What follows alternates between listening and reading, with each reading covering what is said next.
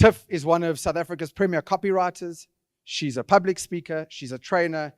AI has fundamentally changed the way we work in my industry, no question. That goes without saying, it's happened. But it's not a job killer. And there is still the potential for creatives like me and like some of you to use AI to get better job satisfaction and become a better specialist. It's quite exciting what is happening in the market at the moment. And so what I want to do is try and talk you through the scary stuff. ChatGPT would have you believe that 100 million people are currently using it. Now, I don't know if that's true or not, it might be. But I would have you believe that 90% of those people are not using it properly. 90 million people are prompting it badly and are getting dreck. If you put garbage into the prompt, you're going to get garbage out. And only when you put value into the platform are you going to get value out. The thing to bear in mind about how I brief the platform is that I use what I call a switching process.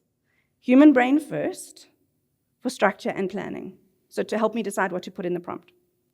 Then AI brain for a very rough first draft that you do not trust under any circumstances. And then human brain again, because this is where you inject specificity, detail, unexpectedness, nuance, style, all the stuff that makes the writing sticky and interesting. You've got to switch. You can tell the platform to argue on your behalf. You can tell it what to argue.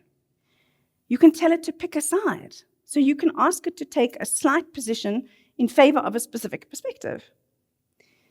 You can tell it what words to use. And interestingly, the more frequently you use words and synonyms in your prompt, the more seriously the platform will take them. You can ask it to try again and again and again and again 400,000 times. It has no feelings. It will not get cross. It will not charge you for changes. You can ask the platform 45 times to do the same thing. That is cool. It has no feelings. I do still say please to it. If a robot had delivered this talk to all of you this evening, you might clap at the end because humans are weird. But the robot wouldn't appreciate it. And I'm a human, not just a human, a Jewish mother. So I'm capable of the kind of guilt trips you cannot imagine.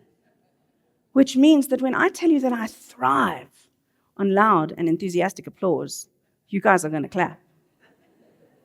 Thank you.